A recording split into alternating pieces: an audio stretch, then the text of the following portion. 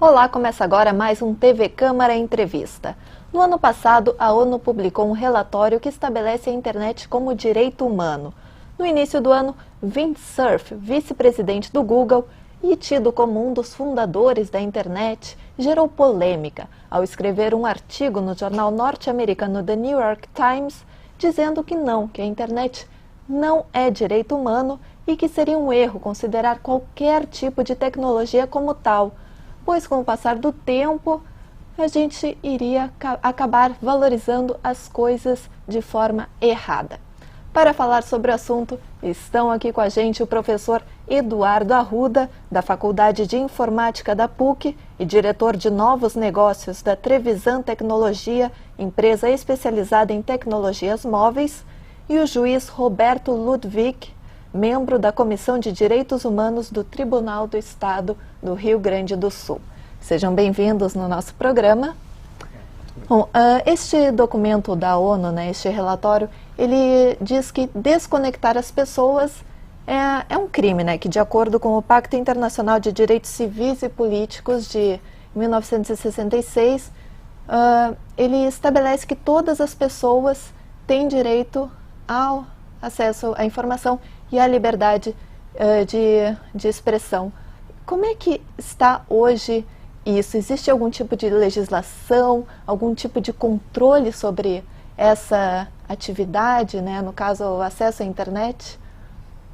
Vamos começar então com o Dr. Roberto, essa parte mais da legislação.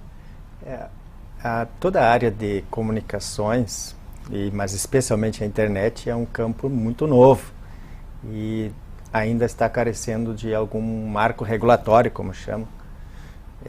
Evidentemente, alguns países já fizeram, A informação que temos é que a China estabeleceu um marco bastante rígido, sugerindo que há uma intervenção bastante forte do Estado nessa matéria, outros países também, e há outros países em que se busca um campo de liberdade, eventualmente alguma intervenção eventual.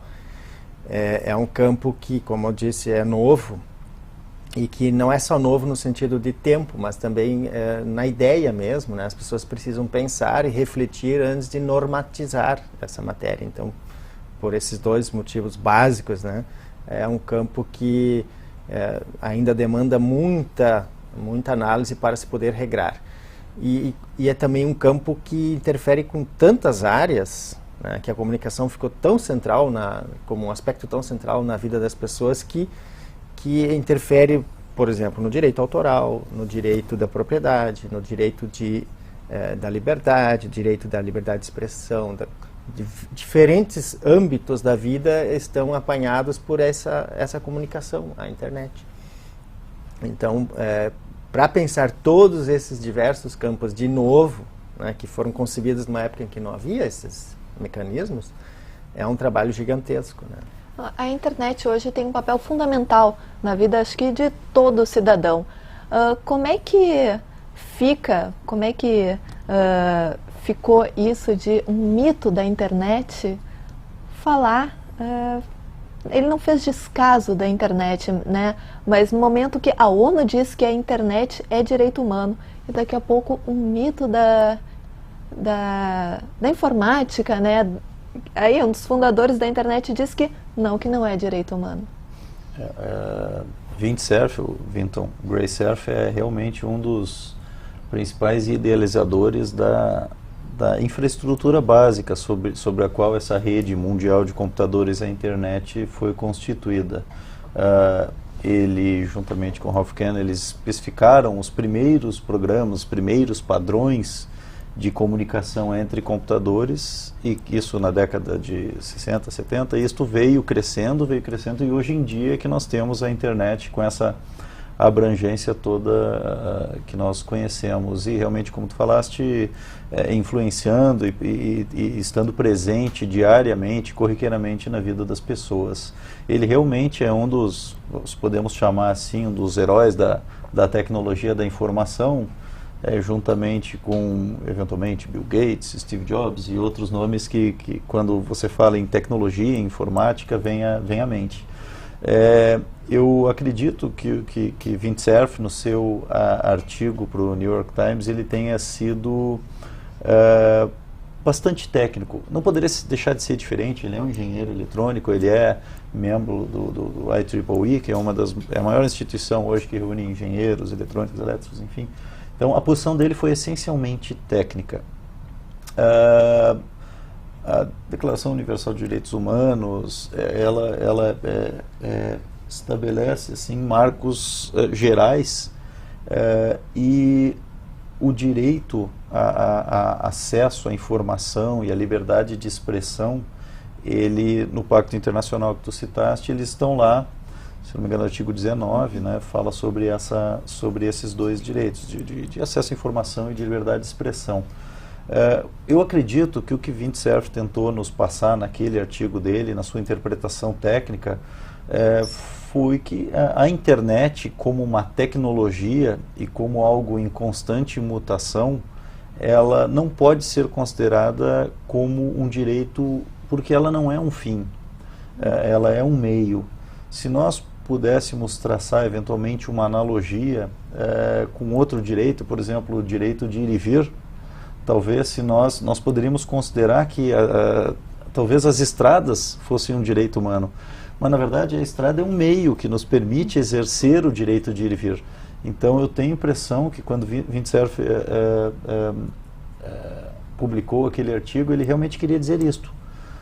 Mas isso eu acho que, como o Dr. Roberto muito bem citou, faz parte do processo de amadurecimento que a sociedade vai ter que enfrentar para conseguir efetivamente concluir se esta tecnologia, pela sua relevância, pela sua abrangência, ela passou de um patamar, digamos assim, técnico para um patamar de, vamos lá, uma propriedade ou um direito universal, quer dizer, algo que todos têm que ter acesso. Recentemente nós tivemos uma outra polêmica também nos Estados Unidos, que foi a sopa e a pipa, né, a votação dos projetos de combate à pirataria na internet. Gerou tanta polêmica, né, o próprio Google ameaçou tirar o site do ar e a votação acabou adiada. Daí agora é uma opinião até pessoal de vocês, né, das duas áreas, né, a parte jurídica e a parte técnica. Vocês acham que o projeto vai ser arquivado pela pressão tanto do público quanto também desses grandes sites e provedores? Da minha parte é difícil fazer esse prognóstico. Primeiro porque é um país americano, tem suas peculiaridades, e segundo porque é um tema tão novo, porque seria a primeira vez que os Estados Unidos, né, que tem uma tradição liberal tão forte, iria fazer uma intervenção bastante forte numa área que afeta a propriedade autoral, e também por causa do gigantismo dos interesses que estão envolvidos.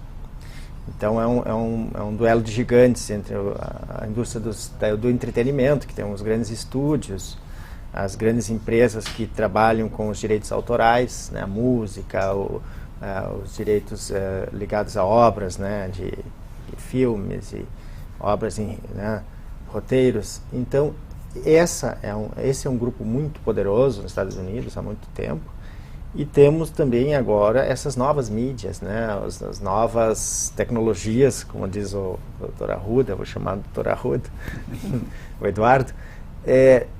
É um embate de mídias, num certo sentido, é um embate de interesses econômicos, mas também tem o embate dos cidadãos, né, interessados. Tanto um bom músico que tem a preocupação de que seus direitos não sejam violados, não sejam copiados, não sejam divulgados sem nenhuma proteção, mas também o cidadão comum de ter a sua liberdade de postar informações, de buscar informações, de buscar conteúdos livres, né? Então é um embate que é difícil fazer um prognóstico. Acredito que a proposta inicial não vai passar, né? Porque a reação foi bastante intensa, teve um apoio popular, me pareceu, bastante forte. Essa também é a sua opinião?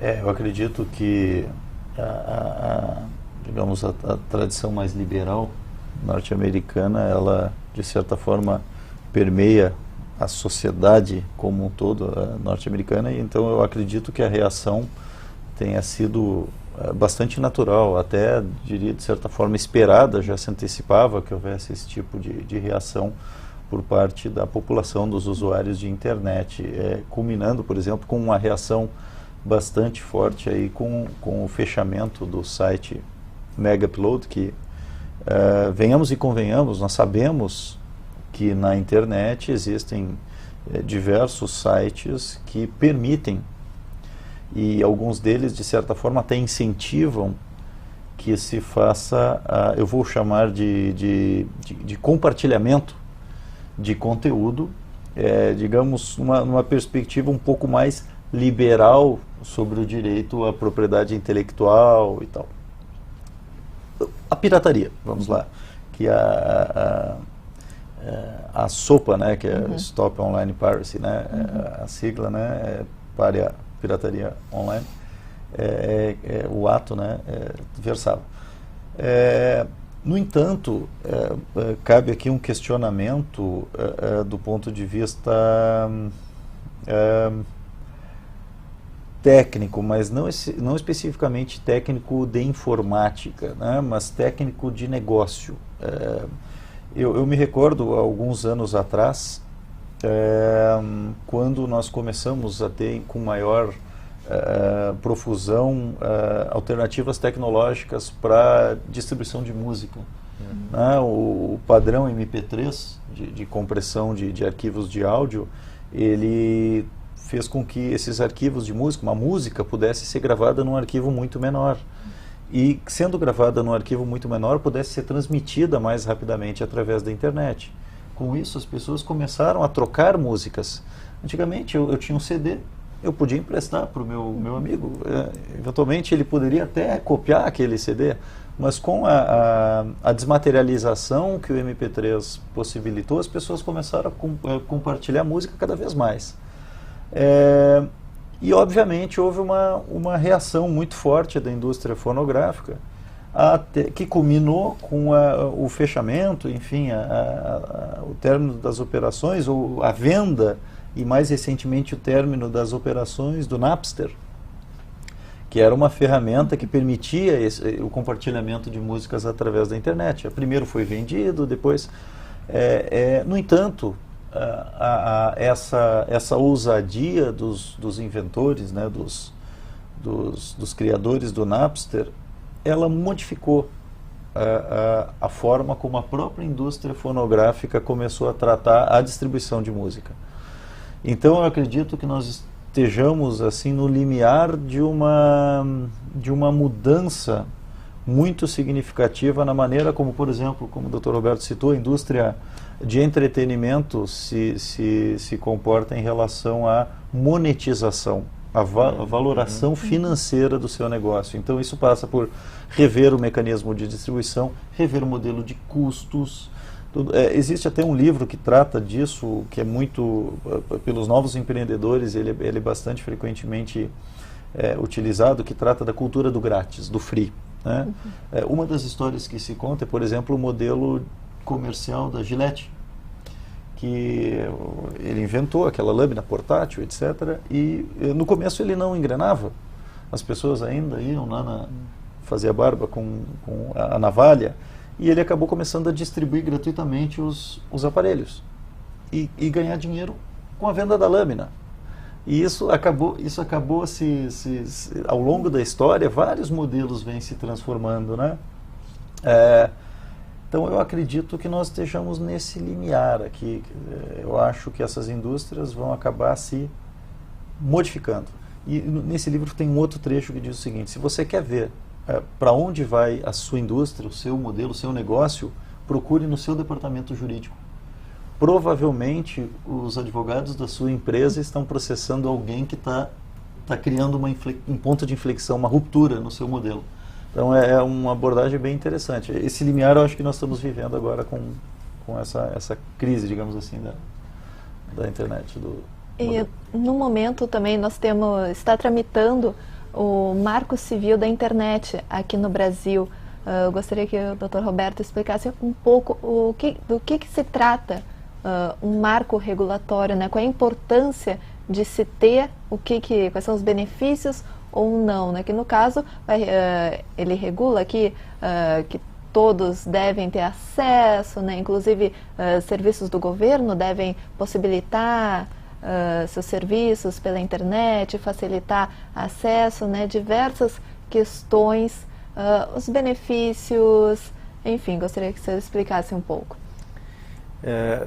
Aliado a essa linha de introdução que o professor Arruda deu agora há pouco, realmente acho que essa ligação entre o negócio e o direito é de suma importância para entender o que está acontecendo. O Estado, ele interage com a economia, com os negócios. O Estado, ele produz o direito, ou ele cristaliza o direito. Mas ele não pode fazer isso à revelia do mundo dos negócios e também do mundo das pessoas que estão, né, naquele território, naquela condição, vinculadas àquele Estado. Não só vamos dizer, o poder econômico que reúne os principais negócios, mas também as pessoas no dia a dia, os interesses de consumo, de aquisição de bens, naquela cultura que vige aqui naquele lugar, naquela época. Então, o Estado, ele agora, por exemplo, o Brasil expediu agora há pouco uma lei, né, o Congresso baixou uma lei, foi sancionada, que gera obrigações para os poderes públicos em termos de publicação, originar acessos, né, proporcionar acessos às pessoas, à comunicação. A cada vez mais o Estado está reconhecendo uma coisa que veio do mundo dos negócios, do mundo da realidade, da vida, né, e que está se cristalizando no direito, que é a questão de ter direito à comunicação, o Estado ser transparente. E o marco regulatório envolve isto e também alguma especificação de diretrizes para a margem de liberdade dos empresários. Claro que esse marco regulatório ele não pode ser muito rígido, porque senão ele vai sufocar a economia, ou jogar para a informalidade, ou fazer perder avanços que pode haver. Ele vai tratar de proteger pessoas, instituições básicas da sociedade, por algum excesso na liberdade do mercado de atuar, de inventar novos negócios, de inventar novas soluções, novos meios, novas mídias, né? Então, a regulação é o caminho hoje, né, estabelecer marcos regulatórios e agências reguladoras é o caminho que as economias capitalistas, né, democráticas, ocidentais estão tomando para atender essas finalidades do Estado sem sufocar, sem tirar a autonomia privada das pessoas, das empresas, de buscarem a realização dos seus fins também.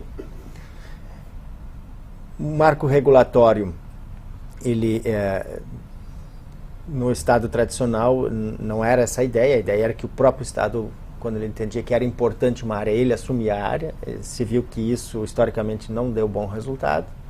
Então hoje a ideia é estabelecer marco regulatório que ele tem em si a ideia de que tem que preservar a iniciativa, tem que preservar a autonomia das pessoas de buscar os seus meios e as empresas escolherem o que é melhor para elas, mas dentro de margens.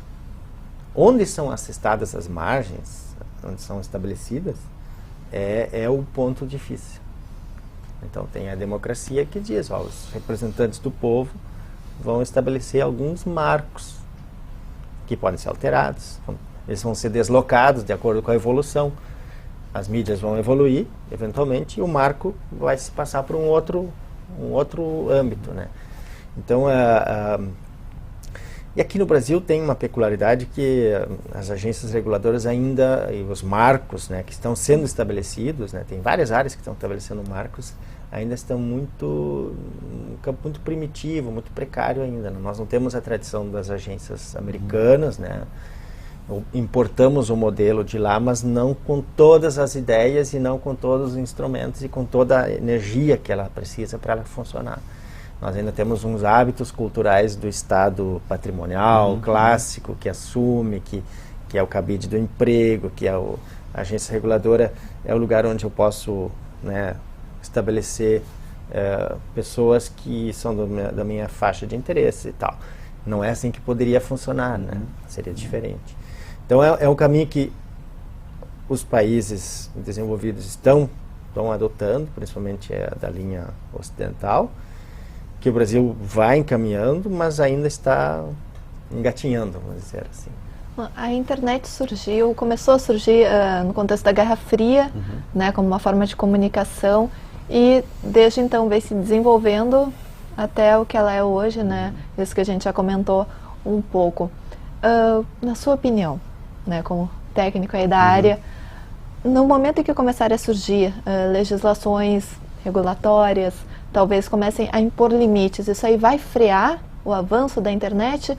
Ou as empresas produtoras de conteúdo, os provedores, vão conseguir driblar e produzir novas formas de apresentar tanto conteúdo quanto sites? Hoje nós temos aí vários sites aí, no caso de compartilhamento de informações, né, de músicas, que hoje são citados como pirataria mesmo. Daqui a pouco aprovam uma lei contra a pirataria, e aí como é que esses sites vão dar conta disso, né? O que você acha? Bom, realmente a internet surgiu muito tempo atrás, ainda no contexto do governo norte-americano, chamava ARPANET, era para comunicar agências governamentais, exército, acabou num segundo momento sendo absorvida pelas universidades, porque os pesquisadores que desenvolviam essas tecnologias para o governo acabaram trazendo parte do seu know-how para um ambiente mais aberto das universidades, e a partir daí, né, muitas empresas surgiram. Tem algumas empresas que ainda existem e são fundamentais para a internet. Por exemplo, tem uma empresa americana chamada Cisco que inventou um equipamento que permitia que a rede de um prédio, que o tráfego de uma rede de um prédio ou de uma universidade ficasse contido ali, e quando alguma informação se destinasse a alguma outra universidade, esse equipamento roteava, estabelecia uma rota. Então esses equipamentos foram fundamentais para a internet. Naquela época os desafios eram mais tecnológicos, mas essas empresas sempre trabalharam na fronteira.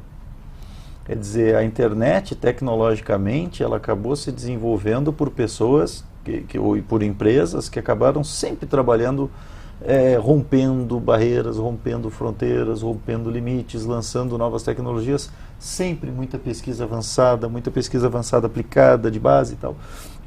Bom, agora nós chegamos num outro momento da internet, em que a internet deixou de ser meramente uma tecnologia e passou a ser um espaço virtual onde a sociedade está lá representada. Então, os cidadãos como consumidores, as empresas como fornecedoras, etc. Eu acredito, mas é uma opinião minha, uma opinião pessoal, que se nós impusermos limites excessivamente rígidos, nós estaremos, de certa forma, cerceando a criatividade dos indivíduos e das empresas. Como eu falei na questão anterior, eventualmente uma tecnologia extremamente importante, inovadora, pode estar sendo objeto de um processo judicial de uma empresa, eventualmente com um poder econômico muito maior, processando uma empresa menor que tem uma tecnologia mais inovadora, mais rápida, mais barata, etc. Então eu acredito que é muito sensível essa sintonia de abrir ou fechar, mais liberal, menos liberal, é muito sensível.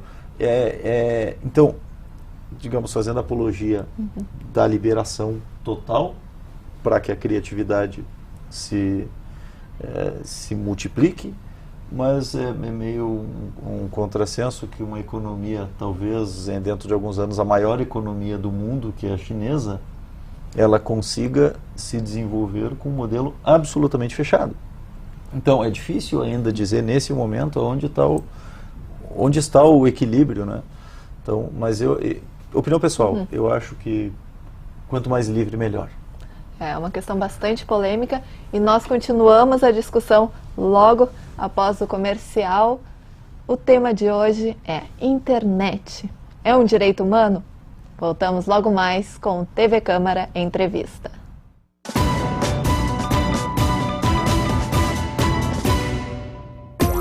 Conheça Porto Alegre com o ônibus Linha Turismo. O ponto de partida é o complexo arquitetônico da Universidade Federal do Rio Grande do Sul, passando pelos parques da Redenção e Moinhos de Vento, mercado público, casas de cultura e os estádios do Esporte Clube Internacional e do Grêmio Futebol Porto Alegrense. O percurso de 28 quilômetros é percorrido em 80 minutos. Em funcionamento desde 2003, o ônibus possui segundo andar aberto, sistema de áudio em português, inglês e espanhol, e é acompanhado por guia de turismo. O City Tour pode ser feito de terças a domingos, às 9 e 10 e meia da manhã ou às 3 da tarde. O ingresso custa R$ 9,00 para o primeiro piso e R$ 10 para o segundo. Reservas pelo telefone 3289-6744. O ingresso pode ser retirado no balcão da Central de Atendimento Linha Turismo, na Travessa do Carmo, número 84, no bairro Cidade Baixa.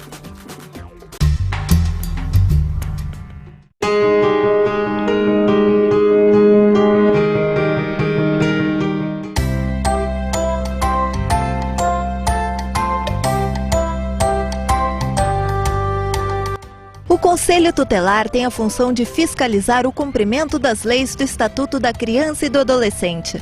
Faz parte do trabalho dos conselheiros atender e aconselhar os pais ou responsáveis e atuar diretamente com o Poder Judiciário. Os conselheiros podem solicitar serviços nas áreas de saúde, educação, serviço social, previdência, trabalho e segurança, além de encaminharem ao Ministério Público qualquer denúncia contra os direitos das crianças e adolescentes. Se necessário, os conselheiros também podem requisitar certidões de nascimento e óbito de menores e podem representar a família da vítima no caso da violação do Estatuto.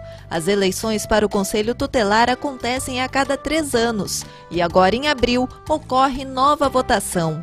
Todos podem participar. Mais informações estão disponíveis no site da Prefeitura.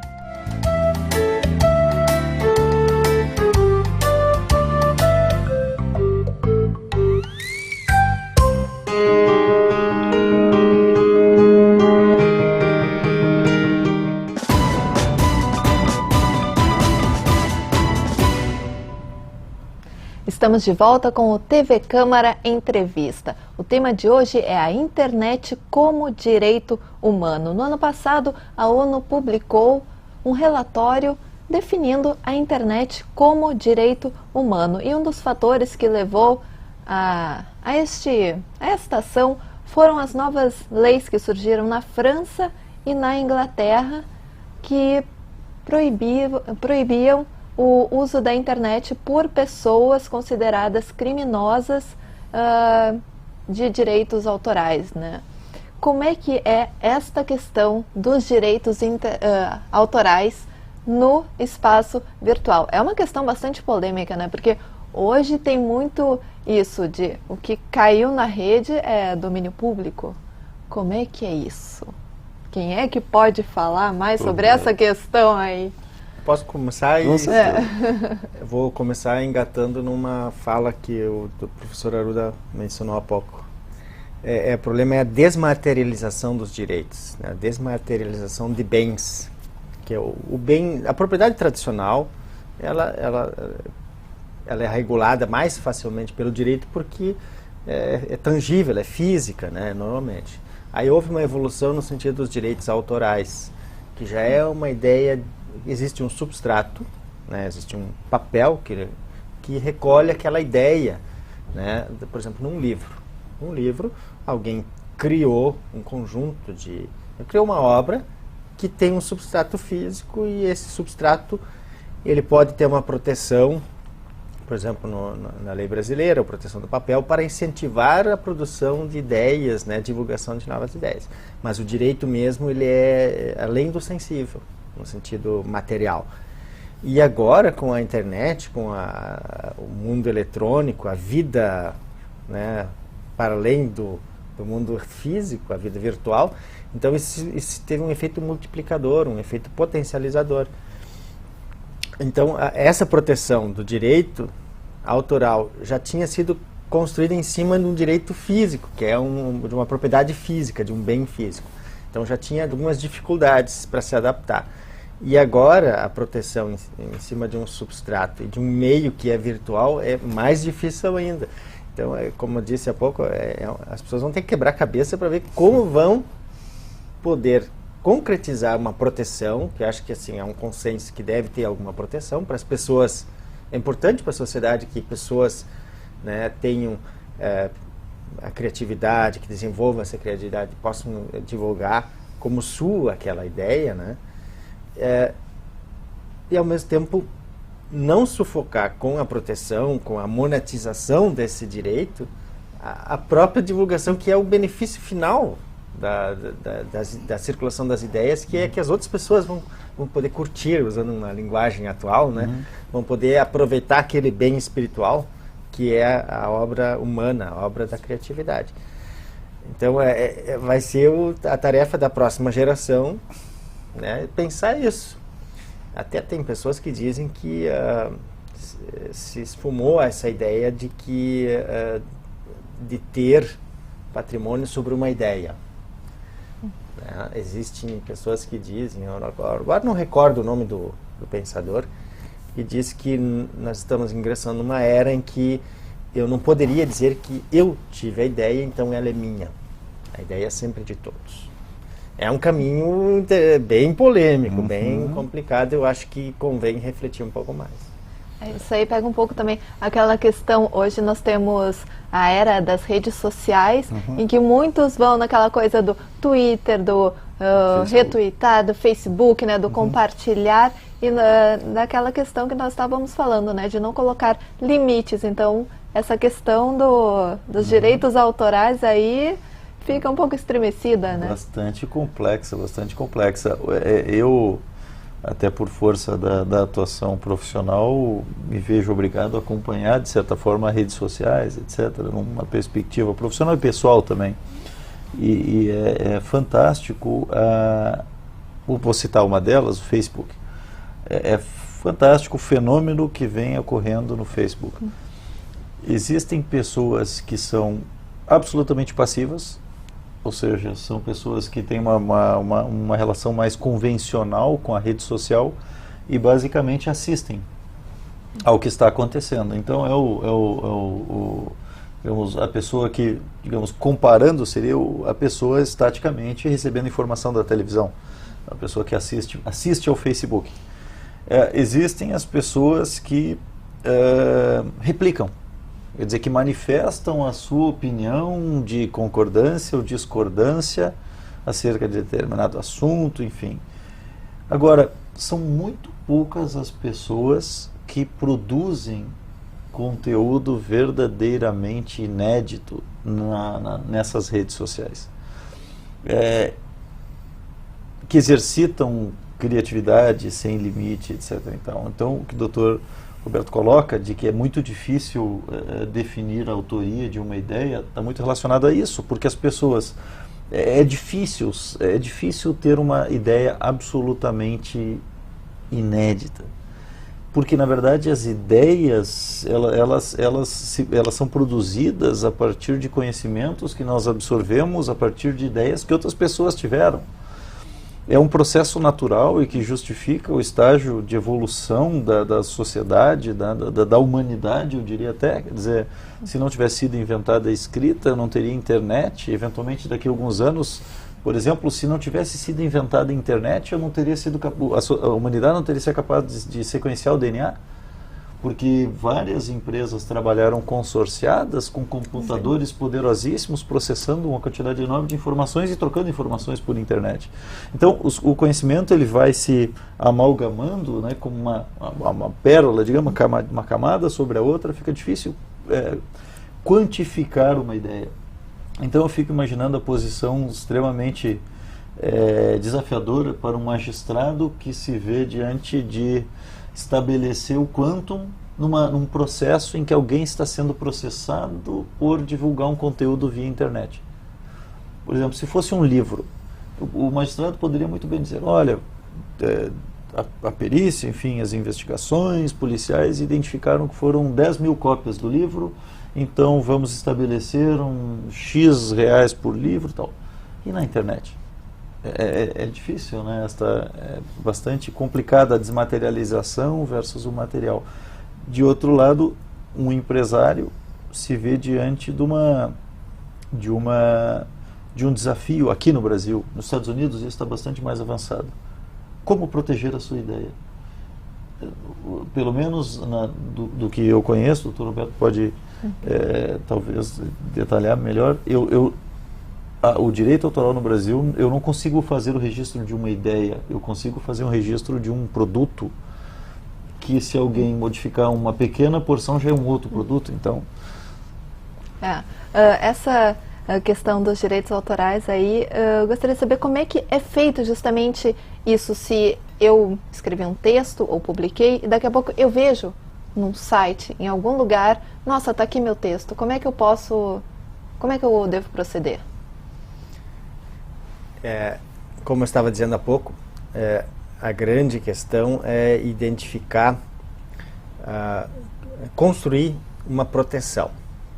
Que a proteção, que é o conceito mais genérico de proteção jurídica, quer dizer, essa proteção pode se desenvolver em várias formas. Pode ser, por exemplo, proibindo que essa pessoa explore, essa pessoa que tomou a sua ideia, que você tem certeza que é a sua ideia, e quer explorar para benefício dela.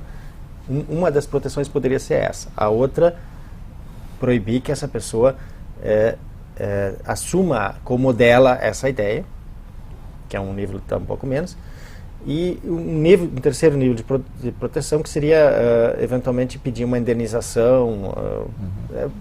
A proteção pode se desenvolver de diversas formas e níveis, né?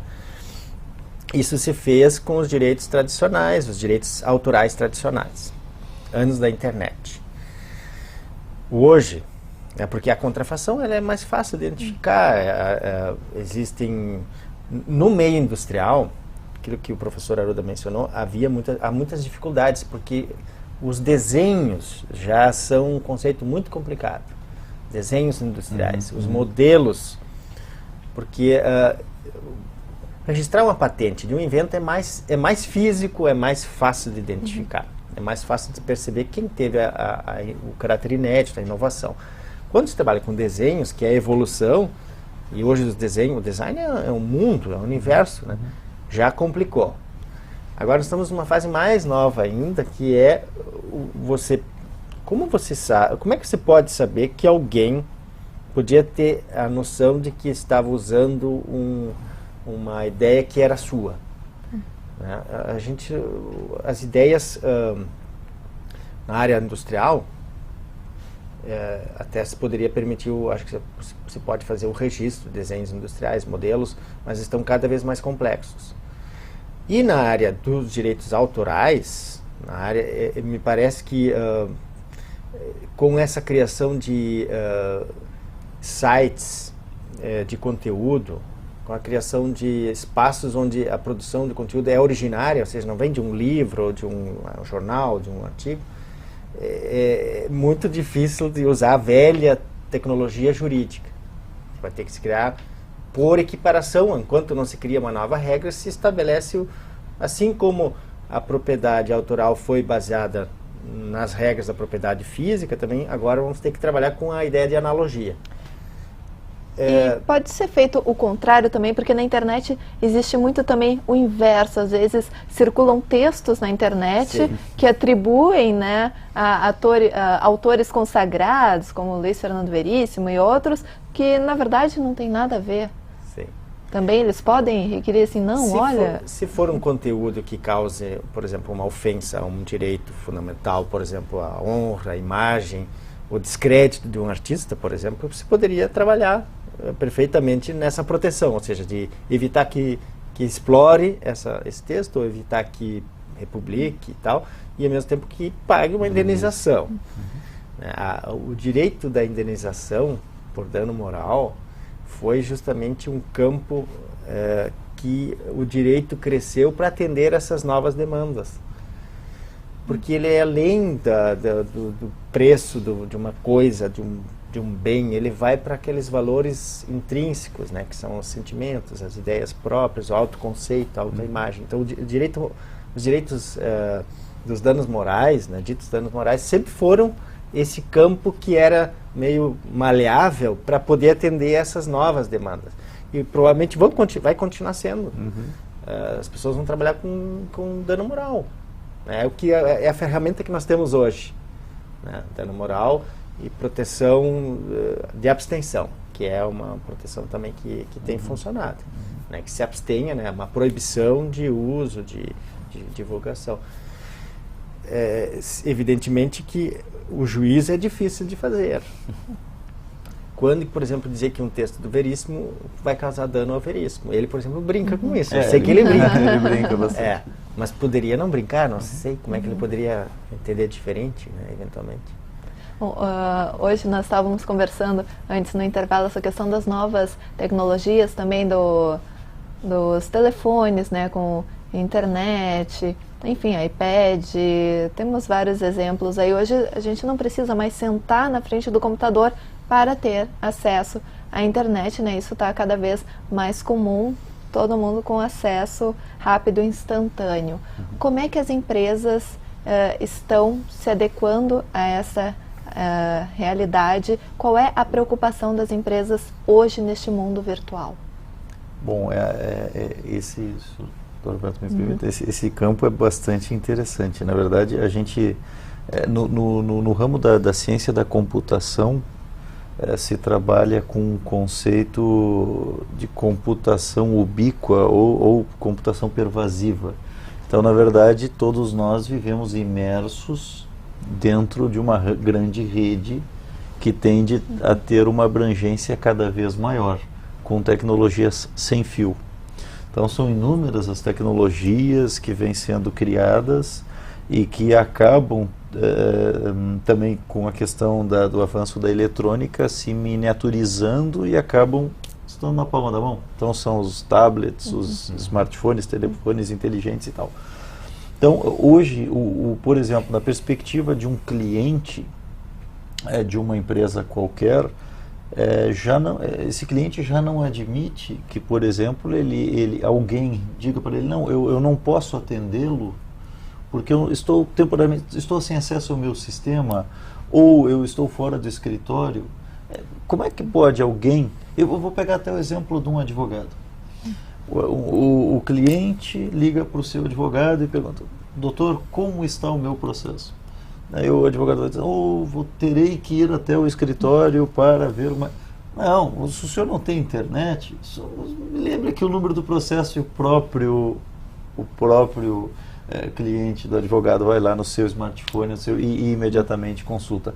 Então, o que está acontecendo é o seguinte, a computação móvel de uso pessoal é uma realidade absolutamente difundida. Então, hoje, eu diria que, atualmente, 50% dos telefones celulares, dos dispositivos móveis, eles já têm acesso à internet e já são dispositivos considerados inteligentes. Já é tudo isso? Já é tudo isso, e essa curva tende a se intensificar nos próximos anos. Hoje em dia é uma parcela que a gente vai notando cada vez mais dos telefones à venda, que são aqueles telefones bem simples, que não tem quase nenhum recurso além de uma câmera fotográfica. A maioria deles já tem acesso ao Facebook, acesso às redes sociais e internet.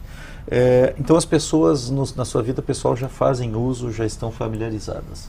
As empresas estão despertando para isto e estão desmistificando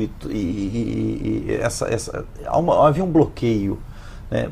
Algumas empresas tinham receio de segurança, os meus dados vão estar na grande rede, etc. Mas isso tem sido cada vez mais afastado, porque existem formas de acesso seguro. Então as empresas estão reavaliando os seus processos internos, processos externos, e estendendo as fronteiras de atuação dos seus colaboradores e estendendo as formas de relacionamento com seus clientes para os dispositivos móveis. Então, esse mercado de computação móvel tende a crescer imensamente nos próximos anos. As empresas tendem a se mover para esse mercado. Isso aí, achei interessante um exemplo. Você usou essa questão ali do próprio advogado de consultar um processo. Né? Antes nós falávamos até que o próprio Windsurf que disse que a internet não era um fim, era um meio de se chegar ao fim. Aí no caso, o fim seria consultar o processo e a internet seria o meio de se chegar até o processo, que seria o fim no caso. Né? Nessa questão toda, existe também vou usar de novo a palavra questão, de se usar, de se colocar a internet não como direito humano, mas como direito social e fundamental. Não sei como é que é vista essa questão. Muito boa questão. A internet tem feito as empresas expandir seus modos de atuação junto à clientela e também junto aos próprios empregados, os colaboradores. Isso também nas instituições públicas. Então, hoje já surgem questões relacionadas ao direito do trabalho, que se a pessoa está trabalhando, né, por via virtual, recebendo e-mails, mandando e-mails, está trabalhando. Então, surgem essas questões que o direito já está tendo que enfrentar. Agora, a questão se ali se gerou um direito humano ou se é apenas um direito comum, instrumental de um direito humano, é uma questão bem interessante. Na verdade, eu acho que essa decisão da ONU, ela procura romper uma barreira. Eu acho que ela quis dar um sinal para os países dizer: o acesso à internet, ele não é só apenas comunicação, não é só apenas informação, ele é mais do que isso, porque o acesso aos serviços públicos, de diferentes tipos, e acesso ao mercado, ele está sendo, em muitos lugares, canalizado para a internet, porque as instituições não têm conseguido dar conta de vencer a demanda, e então canalizam para a internet para acelerar, implementar, ampliar o acesso. Então, se a pessoa não é um incluído digital, se ela está excluída, se gera realmente uma situação de uma violação importante a direitos. Eu quero interpretar que a ONU tenha optado por essa linha de enfrentamento, dizendo para os estados que, para além das decisões políticas locais, a questão do acesso às pessoas à internet é tão importante, ultrapassa as fronteiras nacionais, ultrapassa as fronteiras locais, e é uma questão que afeta todas as pessoas enquanto tais. Eu acho que é esse o sentido que a ONU quis dar. Então, quebrou uma barreira de conceito, me parece, né, que os direitos humanos, no sentido tradicional, sempre foram vistos ligados aos direitos naturais, à vida, né, à integridade física e tal. Depois foram adquirindo mais conotações, a propriedade no sentido da liberdade de poder possuir, de investir, de ter iniciativa, ter a sua autonomia privada, né, respeitada. E hoje, então, parece que, como os direitos estão sempre envolvidos em um ambiente, né, não existe um direito individualizado, os direitos humanos estariam caminhando para um elemento, um aspecto social também, né? Uma terceira geração, quarta geração, como alguns dizem. E a internet estaria ali como talvez um direito social, fundamental social. Então, eu não li a decisão da ONU, mas eu quero interpretá-la assim, que ela está dizendo, está dando um sinal para os estados que respeitem essa necessidade fundamental das pessoas de terem acesso aos serviços públicos e aos serviços privados também, que hoje em grande parte são pela internet. Em muitos âmbitos é pela internet. Necessita da internet para poder ter acesso. Tem gente que diz, não está no Google, não existe, né? Eu acho que, eu diria então, não está na internet, não existe. Seria por aí? Eu, embora seja um profissional da área de tecnologia, ainda aposto no mundo material como o melhor caminho, melhor trilha aí para a felicidade, né? Eu acho que há que se tomar cuidado também com a armadilha na qual algumas pessoas acabam caindo de viver mais no virtual do que o real, mas esse seria assunto para uma outra bela conversa. Mas hoje existe a necessidade de todas as empresas e serviços estarem também disponíveis no mundo virtual. É uma tendência inevitável. A empresa que nos próximos anos não conseguir equacionar os seus modelos de negócio para um mundo virtual da internet, certamente tende a desaparecer. Eu diria assim, são poucas as indústrias, os negócios que conseguiriam sobreviver. E eu diria assim, são poucas as pessoas que talvez consigam nos próximos anos acabar vivendo cerceadas da liberdade de consumir informação e disseminar informação através da internet. O Dr. Roberto colocou que a internet poderia ser considerada um direito social de terceira ou quarta geração, e havendo um direito, o próprio pacto, o Acordo Internacional de Direitos Civis e Políticos, acho que é o parágrafo 3º do artigo 19, ele diz que pode haver cerceamento desse direito. Então nós poderíamos chegar ao ponto de termos prisões virtuais, né? Então se eu cometo um crime, eu sou cerceado do meu direito de ir e vir. Se eu cometo um crime virtual, não seria plausível esperar que eu perca o meu direito de acessar a informação, a internet? Essa é uma questão interessante, se me permite. Porque o direito à liberdade é um direito fundamental.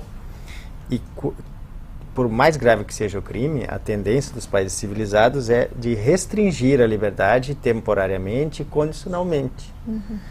Mas não excluir o direito. Porque o direito fundamental, ele tem essa ideia de que ele não pode ser excluído. Os estados ele não está à disposição dos estados. Então talvez um sinal que a ONU tenha dado seja esse: olha, podem limitar o acesso, podem colocar barreiras, talvez possam estabelecer um tempo em que a pessoa vai ter sem poder usar algum tipo de serviço, algum tipo de acesso, mas que a exclusão pura e simples e derradeira geraria um pária social, geraria alguém que estaria excluído do mundo, de uma parte importante do mundo hoje. Nossa, essa questão é muito polêmica e geraria aqui várias conversas, e realmente é uma discussão que está recém começando, ainda vai gerar grandes debates. Infelizmente o nosso tempo terminou. Eu gostaria de agradecer a participação de vocês. Nós conversamos hoje com o professor Eduardo Arruda, da Faculdade de Informática da PUC e diretor de Novos Negócios da Trevisan Tecnologia, e com o juiz Roberto Ludwig, também membro da Comissão de Direitos Humanos do Tribunal do Estado do Rio Grande do Sul.